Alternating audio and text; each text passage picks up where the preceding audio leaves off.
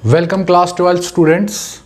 मेरा नाम है विक्रांत और आप देख रहे हैं political science 90 plus marks. 12 students, मैं आपको एक बात बताना चाहूँगा अपने बारे में कि मैं लगभग 22 साल से, या आप कह सकते हो 98 से पॉलिटिकल साइंस का स्टूडेंट हूँ और लगभग 12 साल से 2008 से मैं क्लास 12th को पॉलिटिकल साइंस 11-12 को पढ़ा रहा हूँ। अब एक क्वेश्चन आपके दिल में आ सकता है कि अगर मैं 11-12 साल से पढ़ा रहा हूँ और 22 साल से स्टूडेंट हूँ पॉलिटिकल साइंस का, तो मैंने इतने दिनों बाद ये चैनल या ऑनलाइन टीचिंग स्टार्ट क्यों की। बेसिकली मुझे इस बात का पता ही नहीं था कि पॉलिटिकल साइंस में भी स्टूडेंट्स को कुछ परेशानियाँ आ रही है।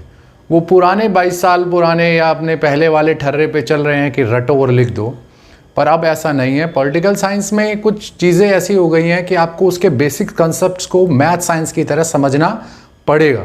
मैं आपको ये बात बताता हूँ कि मैं अभी पिछले साल ही कुछ स्टूडेंट से मिला और उन्होंने मुझसे कुछ डाउट्स, कुछ क्वेश्चंस पूछे, और जब मैंने उनको क्वेश्चंस की जगह उन टॉपिक्स को क्लियर किया, तब उन स्टूडेंट्स ने मुझे एक बात कही कि काश सर आप पूरा सिलेबस हमें इस तरह पढ़ा पाते या इस तरह बता पाते।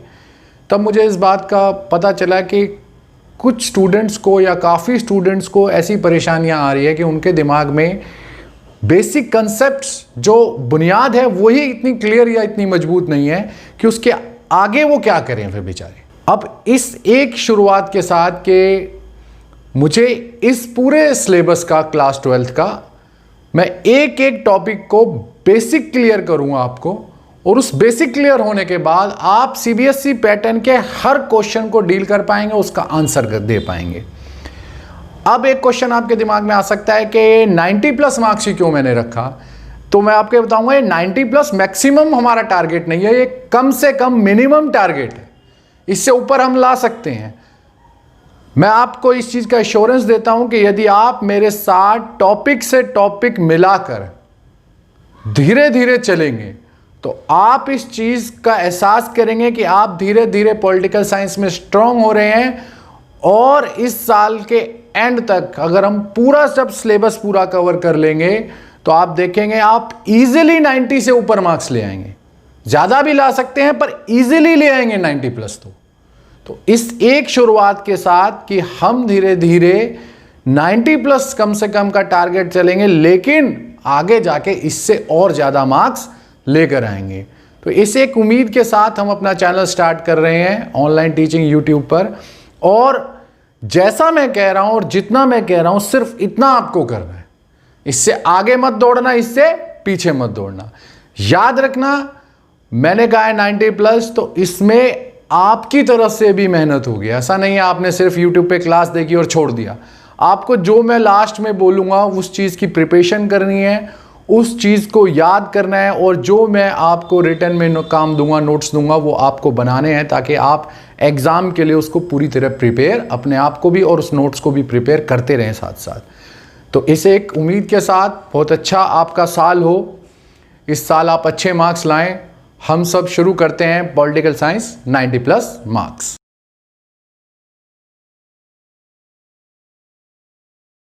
आज हम पहला टॉपिक पढ़ रहे हैं महाशक्ति। महाशक्ति कौन, कब, क्यों। एक चीज रह गई, वो रह गई, यहां पे लिख देता हूं कैसे, लेकिन कैसे ये बाद में बात करेंगे। अभी महाशक्ति कौन, कब, क्यों। सबसे पहले महाशक्ति और कौन। महाशक्ति कौन होती है? महाशक्ति वो होती है जो आर्थिक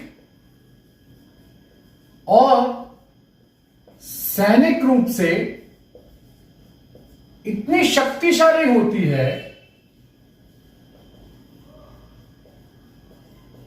कि वो अंतरराष्ट्रीय राजनीति में अपने अनुसार सारे के सारे हित या अपने सारे फायदों को सुरक्षित कर सकती है, और अंतरराष्ट्रीय राजनीति को इतना प्रभावित या अपने अनुसार मोड़ सकती है कि वो अपने फायदे को सुरक्षित कर सके, अपने हित के अनुसार सारा का सारा अंतरराष्ट्रीय राजनीति को मोड़ सके।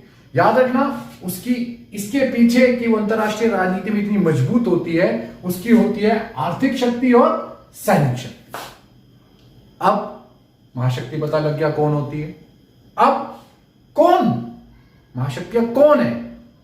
तो अगर आप 17वीं शताब्दी को देखें, 17वीं शताब्दी से 20वीं शताब्दी तक महाशक्तियां थी पश्चिमी यूरोप के देश।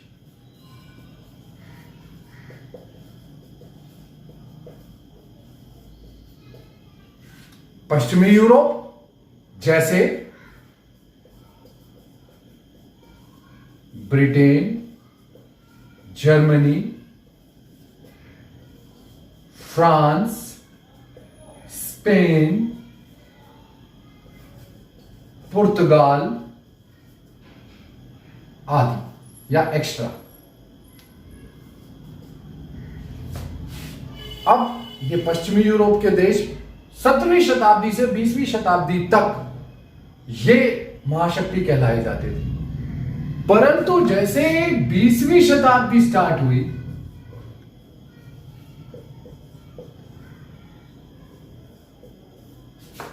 महाशक्तियों में परिवर्तन हुआ।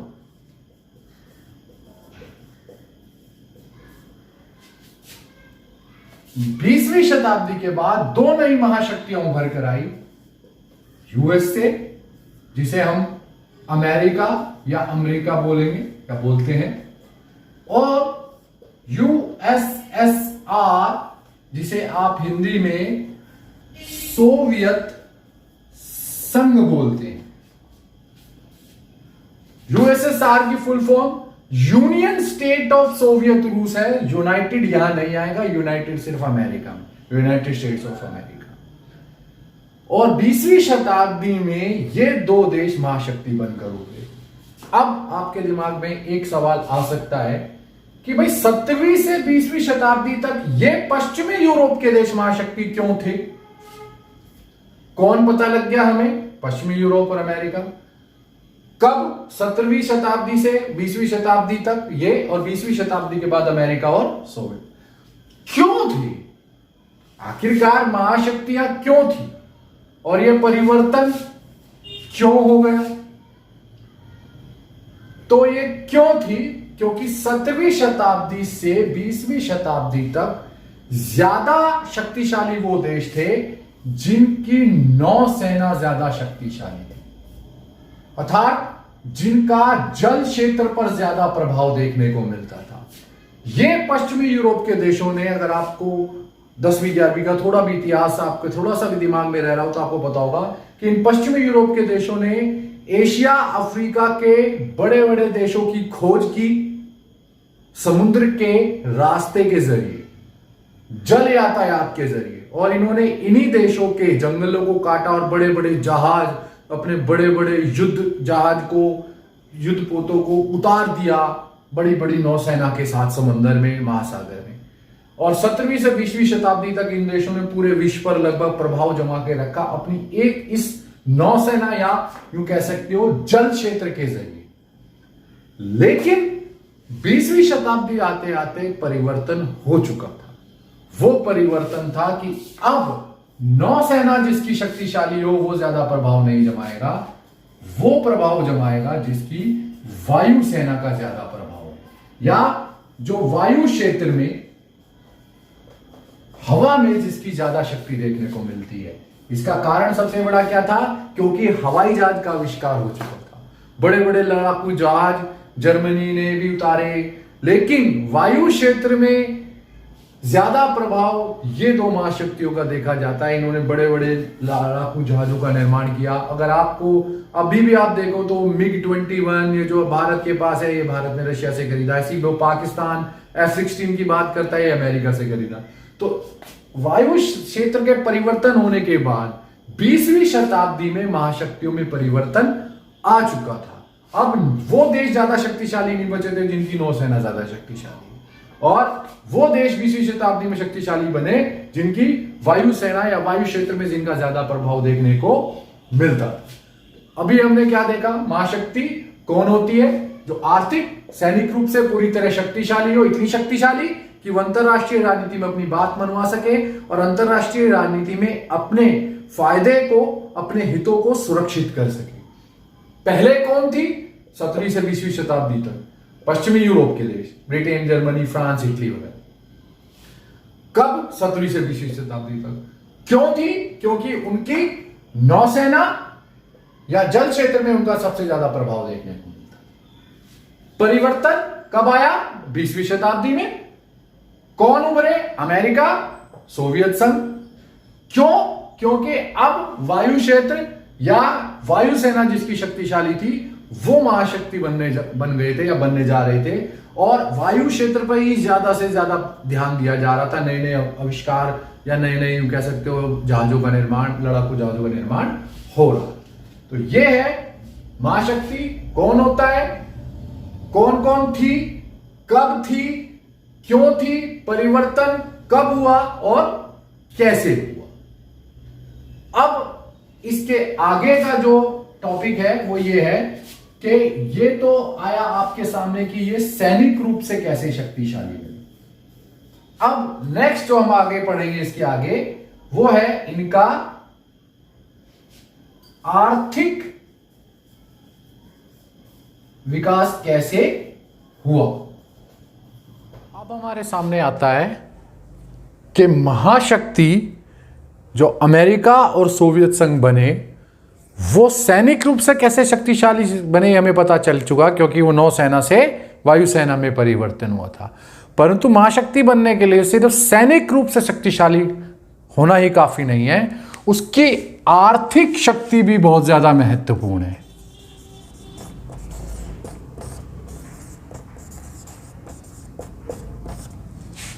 एक देश की सैनिक शक्ति की रीढ़ या उसका बैकग्राउंड या उसकी बुनियाद में जो काम करता है वह है उसकी आर्थिक शक्ति। जब तक एक देश आर्थिक रूप से बहुत ज्यादा शक्तिशाली नहीं है तब तक वो सैनिक रूप से भी शक्तिशाली नहीं बन पाएगा या नहीं रह पाएगा। तो सबसे पहले आपको यह जानना जरूरी है कि अमेरिका आर्थिक विकास कैसे कर पाया, या अलग अलग दोनों देश महाशक्तियां कैसे बनी, अमेरिका और सोवियत संघ ने आर्थिक रूप से शक्तिशाली बनने का कौन सा रास्ता अपनाया। तो सबसे पहले आर्थिक विकास के रास्ते पर हम जिस महाशक्ति के बारे में पढ़ेंगे वो है अमेरिका, यूएसए, जिसे आप अमेरिका बोलते हैं, United states of America. America ने आर्थिक विकास कैसे किया और किस प्रकार वो आर्थिक रूप से एक महाशक्ति के रूप में उभरा। तो सबसे पहले अमेरिका ने विकास कौन सी विचारधारा के आधार पर किया? पूंजीवाद। जब तक आप पॉलिटिकल साइंस के स्टूडेंट हो इस बात को याद रखना, अमेरिका और पूंजीवाद ये जब तक आपके साथ रहेगा, जब तक आप पॉलिटिकल साइंस पढ़ोगे, 12th के बाद भी आगे तब तक पढ़ोगे, जब तक पूंजीवाद को और अमेरिका को दोनों को एक साथ याद रखना। अमेरिका कौन सा देश था? पूंजीवादी देश। अमेरिका ने कौन सी व्यवस्था से या कौन सी विचारधारा से विकास किया? पूंजीवादी से। अब अमेरिका ने विकास कैसे किया? अमेरिका को स्वतंत्रता प्राप्त होती है 1776 में। ये कई किताबों में अलग अलग चीजें इसके बारे में लिखी गई है, लेकिन आपको यह याद रखना है अमेरिका की 13 कॉलोनियां थी और उन 13 कॉलोनियों में स्वतंत्रता संग्राम 1776 से लेकर 86 तक चला, लेकिन अमेरिका ने अपनी स्वतंत्रता की घोषणा 1776 में ही कर दी थी। वो ब्रिटेन की कॉलोनी थी या उपनिवेश था और 1776 में उन्होंने अपनी स्वतंत्रता की घोषणा कर दी थी। तो कई जगह 1786 भी लिख देते हैं, लेकिन 1776 से ये स्टार्ट हुआ था। अगर ऑप्शन में आता तो आप 1776 के बाद 86 भी लिख सकते हैं या दोनों को ऑब्लिक लगाकर लिख सकते हैं, कोई गलत नहीं कर पाएगा।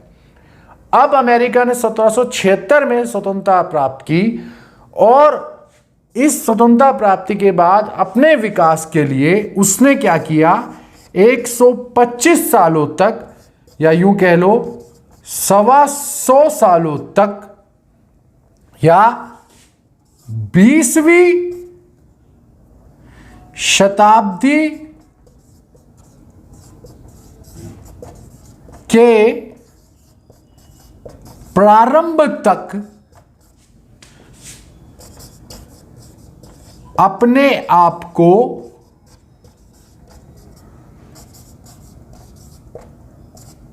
अंतर्राष्ट्रीय राजनीति से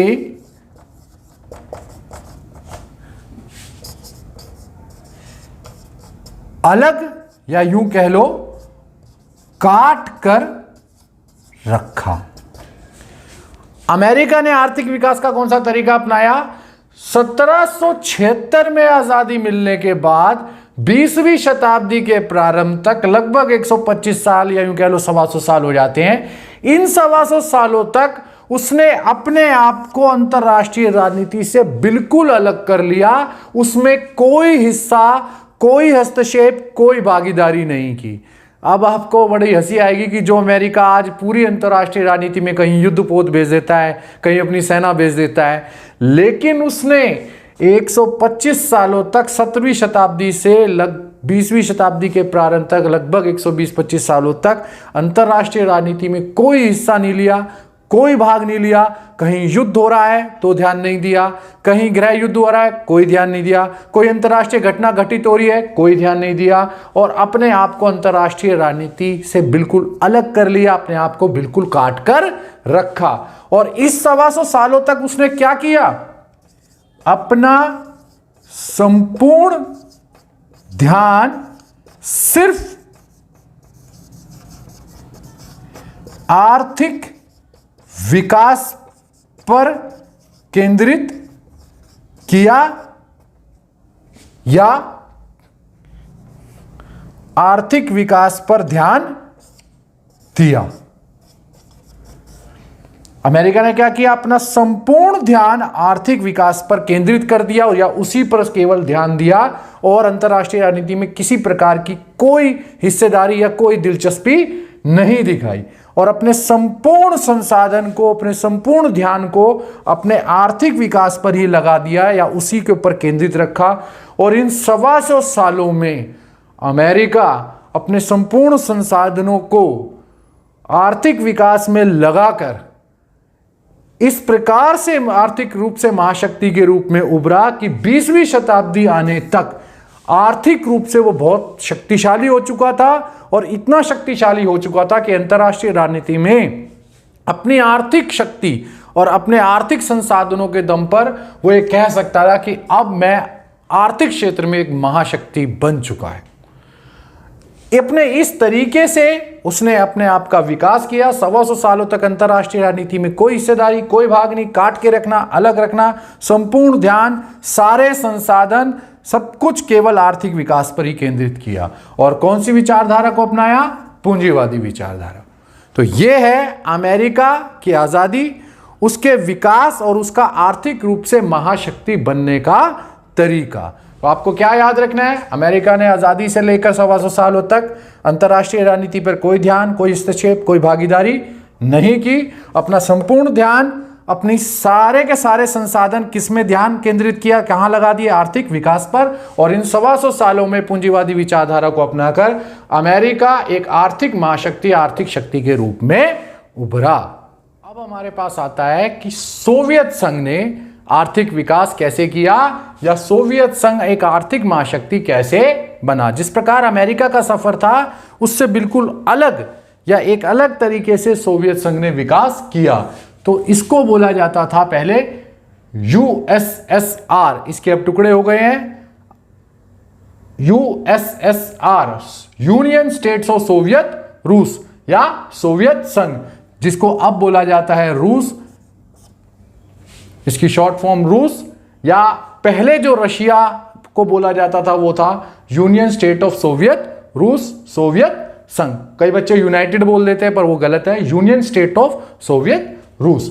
तो पहले रूस के इतिहास के बारे में जानते हैं। रूस के शासकों को बोला जाता था जार, वहां के शासक थे जार। जार वहां के तानाशाह शासक थे, जार वहां के तानाशाह शासक थे। रूस में 1917 में होती है रूसी क्रांति। इस रूसी क्रांति को साम्यवादी क्रांति भी बोला जाता है। तो अब आपको समझ में आ गया होगा कि किस प्रकार रूस अमेरिका से अलग चला। यह साम्यवाद और पूंजीवाद बिल्कुल एक दूसरे के विपरीत है। तो जिस प्रकार अमेरिका ने अपना विकास पूंजीवादी विचारधारा के आधार पर किया था, तो अब सोवियत संघ ने किस आधार पर शुरुआत किया? साम्यवाद। अभी हम इनके बारे में इतना ज्यादा नहीं पढ़ रहे हैं, क्योंकि इसका अगले टॉपिक में साम्यवाद पूंजीवाद के अंतर और विशेषताओं को पढ़ेंगे। अभी के लिए आपको इतना जरूर याद रखना है, अमेरिका पूंजीवादी, सोवियत संघ साम्यवाद या साम्यवादी। तो साम्यवादी क्रांति होती है और रूस में जार तानाशाही समाप्त हो जाती है। रूस के अंतिम जार शासक का नाम था जार निकोलस द्वितीय या सेकंड। साम्यवादी क्रांति होने के बाद यह जार शासन समाप्त हो जाता है। अंतिम शासक जार निकोलस सेकंड को फांसी दे दी जाती है और उसमें एक नई व्यवस्था की शुरुआत होती है, साम्यवाद की या साम्यवादी व्यवस्था की। यह साम्यवादी क्रांति हुई लेनिन के नेतृत्व में। यह नाम बहुत इंपॉर्टेंट है, याद रखना। वहां पर ज्यादातर आगे Vladimir Putin, Vladimir Stalin, Vladimir Lenin, इसीलिए व्लादिमीर में कंफ्यूजन बहुत ज्यादा हो जाती है। आप लेनिन याद रखना। लेनिन के नेतृत्व में 1917 में रूस में साम्यवादी क्रांति हुई और वहां के जार शासन की समाप्ति हो गई। तो यह है रूस में साम्यवाद की शुरुआत। अब विकास कैसे हुआ? 1924 में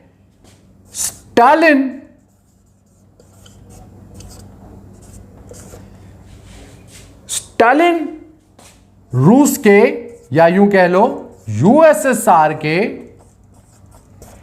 शासक बने या राष्ट्रपति बने। लेनिन 1917 में क्रांति के बाद 1917 से 24 तक रहे थे। लेनिन 1917 से 24 तक रहे थे। 24 में स्टालिन जब रूस के या यूएसएसआर के राष्ट्रपति बनते हैं, शासक बनते हैं, तो उन्होंने एक रूस की व्यवस्था को एक या विकास को एक नई गति प्रदान की। 1928 में उन्होंने पंचवर्षीय योजना को अपनाया। विकास की कौन सी योजना को अपनाया? विकास के लिए पंचवर्षीय योजना को अपनाना शुरू कर दिया। अब यह पंचवर्षीय योजना का मॉडल आपको जानकर हैरानी भी हो गई यार। आप थोड़ा देखोगे कि इंडिया में अभी भी इस पंचवर्षीय योजना मॉडल को अपनाया गया। तो इंडिया ने इस पंचवर्षीय योजना मॉडल को लिया था सोवियत संघ से। सोवियत संघ ने 1928 में इस पंचवर्षीय योजना के मॉडल को अपनाया और स्टालिन जो वहां के शासक थे, उन्होंने एक वक्तव्य दिया, एक स्टेटमेंट दिया कि हम सारी दुनिया से 100 साल पीछे हैं, 100 ईयर्स, और हमें आने वाले 5 सालों में 100 साल का विकास करना है। और रशिया ने इन 5 सालों के दौरान 1928 से 33, सोवियत संघ ने इन 5 सालों के दौरान बहुत जबरदस्त या बहुत अभूतपूर्व विकास किया। तो रशिया का विकास मॉडल साम्यवादी व्यवस्था के आधार पर था। और यूं कह लो कि रशिया ने जो विकास किया वो अपने 1917 से लेकर 1945 के बीच इतना विकास कर लिया अपने साम्यवादी व्यवस्था के आधार पे, जितना पूरी दुनिया ने लगभग 100 साल में किया था। हालांकि ये 5 वर्ष बोला जाता है, लेकिन रशिया को पूरा महाशक्ति बनते बनते 1917 में जो साम्यवाद की शुरुआत हुई थी वो 1945 तक आते आते, जब द्वितीय विश्व युद्ध या सेकेंड वर्ल्ड वॉर समाप्त हुई, तब तक सोवियत संघ या रशिया महाशक्ति बन चुका था। और अपने इस आर्थिक विकास के सफर में उसके इस पंचवर्षीय योजना का मॉडल का बहुत बड़ा योगदान है। तो सोवियत संघ ने साम्यवादी व्यवस्था के जरिए अपना विकास किया। 1917 में वहां क्रांति हुई और 17 की क्रांति के बाद जब स्टालिन शासक बनते हैं तो इस पंचवर्षीय योजना को अपनाते हैं और लगभग अपने 17 से 45 के काल में लगभग अपने 20 से 25 सालों में सोवियत संघ ने, रशिया ने अपना साम्यवादी व्यवस्था के आधार पर विकास किया और यह स्टेटमेंट, एक बयान दिया कि अगर हम इन 5 सालों में 100 साल का विकास नहीं किया पाए तो हम दुनिया से बहुत पिछड़ जाएंगे या उनके बिल्कुल सामना या उनके समान नहीं रह पाएंगे। तो सोवियत संघ का विकास का मॉडल साम्यवादी था और उसने साम्यवादी विचारधारा को अपनाकर बहुत तेज गति से विकास किया। तो इस प्रकार आपने देखा, अमेरिका पूंजीवादी विचारधारा, सोवियत संघ साम्यवादी विचारधारा। अमेरिका ने कैसे विकास किया? अपने आप को विश्व से काटकर। सोवियत संघ ने साम्यवादी व्यवस्था को अपनाया और साम्यवादी व्यवस्था के अंदर बाद में पंचवर्षीय योजना को अपनाकर जो बाकी दुनिया ने लगभग 100 साल में विकास किया था, वो सोवियत संघ ने साम्यवादी व्यवस्था और इस पंचवर्षीय योजना को अपनाकर 20 से 25 सालों में विकास किया और 1945 तक सोवियत संघ एक महाशक्ति या यूं कह लो एक आर्थिक महाशक्ति बन चुका था और यह इतनी बड़ी शक्ति बन चुका था कि अब अंतर्राष्ट्रीय राजनीति में वो अमेरिका के सामने या समान खड़ा हो सकता था और अमेरिका के सामने खड़ा होकर उसे चुनौती दे सकता था। याद रखना स्टूडेंट्स, ये साम्यवाद और पूंजीवाद ये बहुत इंपॉर्टेंट है। मैं फिर से एक बार कह रहा हूं, अमेरिका पूंजीवादी, सोवियत संघ साम्यवादी। इनको बिल्कुल याद रखना क्योंकि अगला टॉपिक हमारा यही है। ये महाशक्तियों के टॉपिक में शायद ही कोई 1 नंबर का क्वेश्चन आएगा कि रूस में साम्यवादी क्रांति हुई तो कब हुई या रूसी क्रांति कब हुई, लेकिन आपको ये सिर्फ बेस के लिए, आपकी बुनियाद के लिए, आपके बेस को स्ट्रांग करने के लिए कि महाशक्तियां पहले कौन थी, अब कौन बनी, परिवर्तन हुआ तो क्यों हुआ और दोनों महाशक्तियां अमेरिका और सोवियत संघ ने विकास कैसे किया, सिर्फ आपके बेस को स्ट्रांग करने के लिए ये पूरा पढ़ाया है। और अब आपका काम क्या है, इन महाशक्तियों के बारे में पूरा जानोगे कि महाशक्तियां पहले कौन थी, बाद में कौन बनी, कैसे बनी, ये परिवर्तन क्यों हुआ और दोनों महाशक्तियों ने अपने अपना विकास कैसे किया। हो सकता है 1 आधे नंबर का क्वेश्चन इसमें से आए या ना आए, लेकिन आपको ये फिर भी पूरी तरह से अच्छी तरह से याद रखना है। ये लेनिन के लिए आ सकता है क्वेश्चन कि साम्यवादी क्रांति किसके नेतृत्व में हुई, या जार तानाशाह अंतिम शासक कौन था, या रूस में किसकी तानाशाही थी रूसी क्रांति से पहले, या रशिया ने कौन सा मॉडल अपनाया, पंचवर्षीय योजना विकास का मॉडल अपनाया, कौन सी व्यवस्था अपनाई साम्यवादी। तो ये कुछ भी आ सकता है। हमें इतना याद रखना है कि हम इस पूरे बेस को स्ट्रांग रखेंगे क्योंकि अगला जो टॉपिक है वो है साम्यवाद और पूंजीवाद में अंतर और उनकी विशेषताएं। तो उसके लिए ये जरूरी है कि आप इस पूरे बेस को, इस पूरे मॉडल को, इस महाशक्ति वाले के पूरे टॉपिक को बिल्कुल क्लियर कर लें। जब आपका ये पूरा क्लियर हो जाएगा तो अब हम अगले टॉपिक की ओर बढ़ेंगे, वो होगा साम्यवाद और पूंजीवाद में अंतर। तो स्टूडेंट्स, वीडियो पसंद आया तो इसे लाइक करिएगा, शेयर कीजिएगा, चैनल को सब्सक्राइब करिएगा और अगर आपको कोई डाउट है तो बिल्कुल मत घबराइएगा, कमेंट्स बॉक्स में डाउट को लिखिएगा। अगर इस टॉपिक को 20 बार भी पढ़ाने की जरूरत पड़ेगी तो मैं 20 बार भी पढ़ाऊंगा और आपको समझाऊंगा, लेकिन अपना बेस क्लियर करके चलिएगा। चैनल को सब्सक्राइब जब भी करिए जब आपको समझ में आ रहा है, और समझ में नहीं आ रहा है तो आप बिल्कुल सब्सक्राइब मत करिएगा। इस चैनल पे बने रहिए, इस चैनल को और आगे प्रमोट करिए, अपने दोस्तों तक पहुंचाइए ताकि ज़्यादा से ज़्यादा स्टूडेंट्स और ज़्यादा से ज़्यादा लोग इसके साथ जुड़े और हम ज़्यादा से ज़्यादा पॉलिटिकल साइंस के बारे में, इसके कंसेप्ट और इसके बेसिस के बारे में आगे समझा पाए। तो लाइक करिए वीडियो को, शेयर कीजिए, चैनल को सब्सक्राइब करिए। नीचे कोई क्वेश्चन हो तो नीचे कमेंट्स में पूछिए। Thank you.